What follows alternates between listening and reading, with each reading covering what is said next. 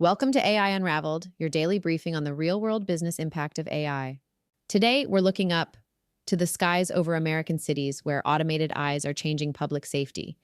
We're asking the question, are AI drones America's newest cops? But first, let's talk about where you're putting your marketing dollars. Stop marketing to the general public.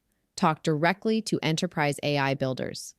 AI Unraveled is the single destination for the senior enterprise leaders, CTOs, VPs of engineering, and MLOps heads who need production-ready solutions like yours.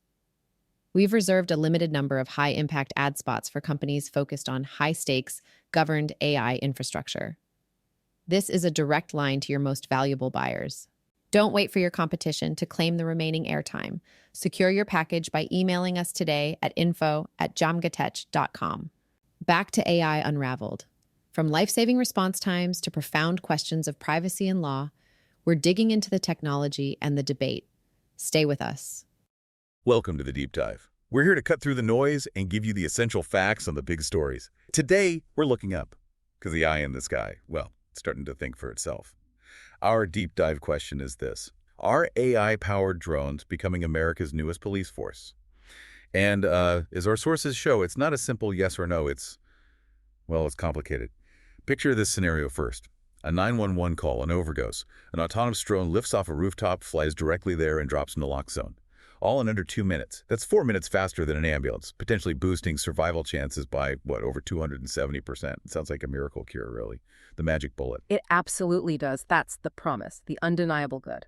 But then, flip the coin. Another city, a peaceful protest. Police drones overhead. And they're not just passively recording. Nope. AI is analyzing faces, tracking people, basically logging everyone there. That creates this real chilling effect on free speech, wouldn't you say? Precisely. And that stark contrast you've just described, that's the heart of the issue we're digging into.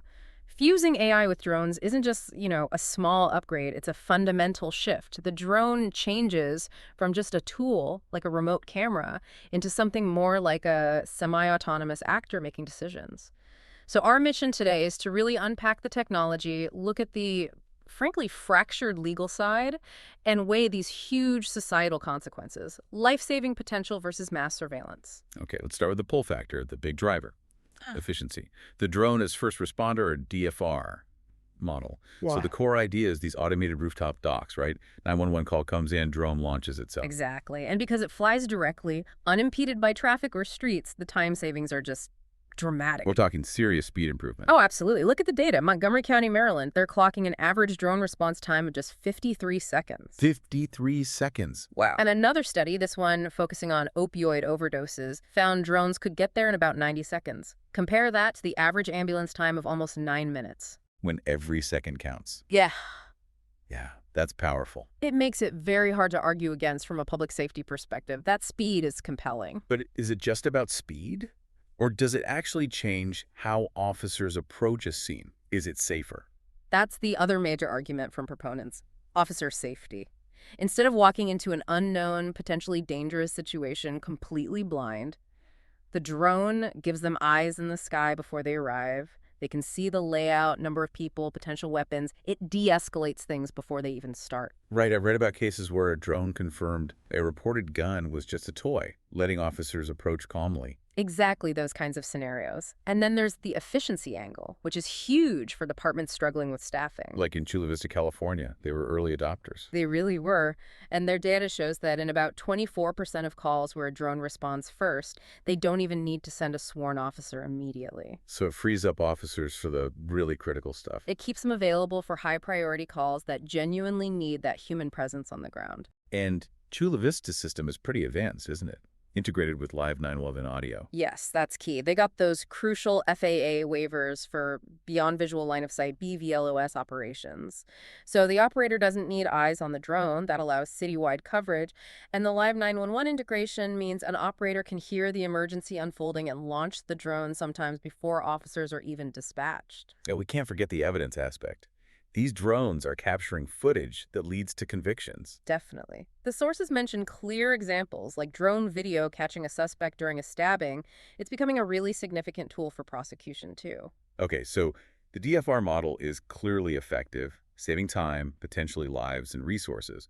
But the drone itself is only part of the story. It's the whole system, the architecture behind it. Absolutely right. The capability isn't just in the drone, it's in the ecosystem. On the hardware side, you have different approaches. You've got global players like DJI focusing heavily on the sensor package. Think high-res zoom, thermal imaging, long flight times, seeing far, seeing heat. Impressive specs, reading license plates from 800 feet, that kind of thing. Exactly. Then you have leading U.S. companies like Skydio who've really bet on autonomy. Their drones use multiple cameras and powerful onboard AI processors like NVIDIA chips. To fly themselves, essentially. Pretty much. They can navigate complex spaces, even indoors or under bridges where GPS fails. They even have night sense for avoiding obstacles in the dark. This lets the human operator stop focusing on flying the drone and focus entirely on the mission, finding someone, assessing a scene. But you said ecosystem. It sounds like it's bigger than just the drone hardware. Much bigger. And this is where companies like Axon come in, the company famous for tasers. Right. They've very strategically built themselves into the central nervous system. Their Axon Air platform manages the drones, integrates with their real-time crime center software, Axon Fusus, and feeds everything into their evidence management system, Axon Evidence. So it's all connected.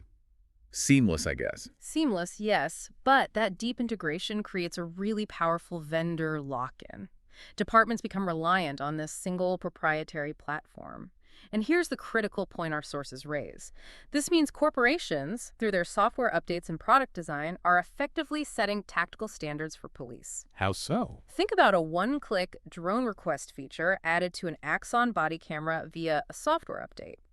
That's a corporate decision, a product roadmap choice dictating how and when aerial surveillance is initiated, potentially bypassing local government oversight. That's a really significant shift in who sets the rules. It really is. And the intelligence embedded in these systems is what takes the drone beyond just being a flying camera. We're talking about the AI capabilities now. Exactly. Autonomous navigation is just the start. The drone becomes an active analysis platform. Real-time AI can run automated license plate readers, ALPRs. Right. It can perform weapon detection, spot anomalies like fights or someone loitering where they shouldn't be, even detect the sound of gunfire acoustically. And the biometrics are getting more sophisticated than just facial recognition. Much more. We're seeing the development and deployment of things like gait recognition, identifying someone by how they walk. Seriously? By their walk. Yes, and even ear biometrics. Apparently the shape of the ear is unique and can be captured from a distance even if someone's covering their face. Wow. Okay, so how does this advanced capability connect back to those initial good use cases like the naloxone delivery? That's what some call the Vanguard problem. The positive, life-saving applications, the drones for good, are easy to sell to the public and politicians. They drive investment and, crucially, secure those necessary regulatory waivers, like BVLOS. Right. They pave the way. They normalize the presence of this aerial infrastructure. Once you have a citywide network of autonomous drones routinely flying BVLOS for emergencies, the technical and political barrier to then say, okay, now let's also use them to monitor this protest becomes much, much lower. The uncontroversial use enables the potentially controversial one. That makes perfect sense. So the technology is leaping ahead, normalized by these beneficial uses. But where does the law stand? You mentioned it's fractured. It sounds like we're trying to apply old rules to a totally new game. That's the core legal problem. We're using 20th century legal frameworks, mainly the Fourth Amendment dealing with searches and seizures, for 21st century tech. The foundational case everyone points to is California v. Serralo from 1986. Okay, what did that say? Basically, the Supreme Court said if police see something from a plane in public navigable airspace with their naked eye, it's not technically a search, so no warrant needed. But drones are obviously different from a plane in 1986. What are the key distinctions breaking that old rule? Well, there are at least three huge ones. First, persistence and cost. Manned flights were temporary, expensive events. Drones are cheap, and networks can operate 24/7. Surveillance shifts from being an exception to potentially constant. Okay, that makes sense. Constant versus temporary. What else? Second, sensory enhancement. Drones aren't using the naked eye. They have powerful zoom thermal imaging. Technology, the Supreme Court has said, requires a warrant when used on the ground to see inside a home, like in Kylo v. United States. Drones just move that tech to the sky.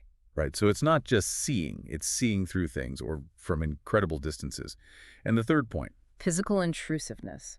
Drones fly much lower, closer to people and property than airplanes typically did. This might trigger a whole different legal analysis based on physical trespass, like the court considered in United States v. Jones regarding GPS trackers on cars. So the old legal tests just don't fit neatly. And is the federal government stepping in to clarify? Not really. The FAA, the Federal Aviation Administration, focuses on airspace safety, making sure drones don't crash into planes. They explicitly don't regulate privacy implications. There's no specific federal law governing police drone surveillance. Which leaves it to the states. Exactly. And it's resulted in, well, chaos, a complete patchwork quilt of different rules. Our sources compiled data showing this. Like what? What are some examples of the inconsistencies? We'll get right back to the episode in a moment, but if you're listening, you already know the caliber of our audience. Your competitor, Area, knows it too. They're already running their high-impact campaign right here, reaching every CTO and VP of engineering focused on production-ready AI. This is the most valuable airtime in enterprise tech. We reserve these limited mid-roll spots only for companies that deliver proven, compliant infrastructure solutions. If you're ready to move past generic lead lists and talk directly to the buyers making multi-million-dollar decisions, it's time to claim your space. Secure your package immediately. Email us at info@jamgatech.com before your remaining slots are gone. Back to the show. Well, you've got about 18 states that now require warrants for drone surveillance, which sounds good, but Nice catch. often, yeah. Big exceptions for exigent circumstances or emergencies, which can be broadly interpreted. Then you have states tackling the AI directly. Illinois and Vermont, for example, specifically ban police from using facial recognition on drones, except maybe for imminent terrorist threats. Okay, so some states are trying to limit the AI specifically. What about weaponizing them? That's another point of divergence. Several states, including Oregon, North Dakota, Virginia, have passed laws explicitly banning the arming of police drones. Others haven't addressed it. It really is all over the map. This makes transparency incredibly important, doesn't it? Knowing what they are doing, given the lack of clear rules. Absolutely critical. Which brings us back to Chula Vista. There was a really important ruling from the California Supreme Court just this year, 2024. The police department had been basically denying all public requests for drone footage, claiming it was all part of investigative records. A blanket denial. Right. But the court rejected that. They said the police have to review footage and release anything not tied to a specific active investigation. That sets a huge precedent for public accountability, forcing departments to show how these tools are being used. So when you connect that legal gray area with how these systems are actually being deployed, the biggest fear becomes mission creep. It's almost inevitable. How so? From reactive to proactive. Exactly. You start with DFR, drones only launch for a 911 call. Reactive. But once that expensive infrastructure and those BVLOS waivers are in place, the pressure builds to use it more. And we're seeing it happen. Look at the NYPD. They recently announced they're starting regular proactive drone patrols. Not waiting for a call, just patrolling. That's mission creep in action. And that proactive patrolling, especially over public spaces or gatherings, leads straight back to that chilling effect you mentioned earlier. Absolutely. Knowing or even just suspecting that police drones are overhead monitoring a protest or a parade, it makes people think twice about participating. It suppresses legitimate First Amendment activity because people fear being watched, cataloged by the state. There are also equity concerns, right? Complaints about where the drones fly most often. Yes, that's a recurring theme in places like Chula Vista. Community members have voiced concerns that the drones seem to spend more time flying over lower-income minority neighborhoods. Even if the police say it's just based on 911 call volume. Right. Even if that's the official explanation, the perception and the lived reality for residents can be one of disproportionate surveillance. Which leads us directly into the problem of algorithmic bias. Because the AI isn't making neutral decisions, is it? Not at all. AI models learn from the data they're trained on. And if that training data is historical police data arrest records, stop data, which we know often reflects existing societal biases and discriminatory practices. Then the AI just learns and automates those same biases. Precisely. It creates a discriminatory feedback loop. And the potential for real-world harm is terrifying. We know from research, like MIT's gender stage study, that some facial recognition algorithms perform much worse on certain demographics, like darker-skinned women. So a false match isn't just a data error, it can ruin someone's life. It can lead to wrongful arrest, like in the documented case of Kyles Perryman. He was arrested based on a faulty facial recognition match. This isn't theoretical, it's happening. And there's the predictive policing aspect, too, reinforcing the bias. Yes. The biased arrest data flags certain neighborhoods as hotspots. The AI then directs more drones and police patrols to those areas. This increased presence inevitably generates more arrests and stops in those areas, which then feeds back into the AI as proof that it was a hotspot all along. Making the bias self-fulfilling. Exactly. And there's one more subtle but maybe profound societal cost. The DFR model is explicitly designed to reduce the need for an officer's physical presence, at least initially. For efficiency, yeah. Right. But that can create a sense of remoteness. An officer arriving on scene, already briefed by a detached drone camera feed, might have a preformed narrative, less inclination to engage directly with the community members there. It risks further eroding that crucial community policing trust. Turning police more into remote observers than members of the community they serve. That's the long-term risk, yes, a further fracturing of trust. Hashtag outro. Okay, so wrapping this up, where does this leave us? The technology clearly has immense power for good in emergencies. It saves critical minutes, improves safety. That's undeniable. But the governance, the rules we put around it, seem absolutely critical in deciding whether it stays a life-saving tool or spirals into, well, pervasive surveillance. It feels like the U.S. is really at a crossroads here. It absolutely is a major inflection point. So looking at the recommendations from our sources, what's the path forward? What should communities and policymakers be thinking about? Well, a few key things emerge. First, the need for community involvement before deployment. These decisions shouldn't just be made by police departments or tech vendors. They need democratic buy-in. Okay, community-up adoption. Second, strong, clear public policies. Specifically, policies that explicitly ban suspicionless mass surveillance, setting firm boundaries on proactive use. And third, independent audits. Regular independent checks on how the drones and the AI are being used, specifically looking for demographic bias in deployment patterns or analytical outputs, and then acting on those findings. transparency and accountability are key. Absolutely. Which leads to, I think, the final, perhaps most critical question we need to grapple with, building on that point about vendors like Axon. Go on. If public safety technology, from drones to body cams to evidence storage, is increasingly run on these integrated proprietary platforms, are we as a society comfortable with private companies, through their product development cycles and software updates, essentially setting the de facto standards for how policing is done? Instead of elected officials and public deliberation. Precisely. Are Coruscant roadmaps replacing democratic governance when it comes to surveillance and force? That's the fundamental governance challenge we have to face head on. A really powerful and unsettling question to end on. That definitely gives us all something to think about.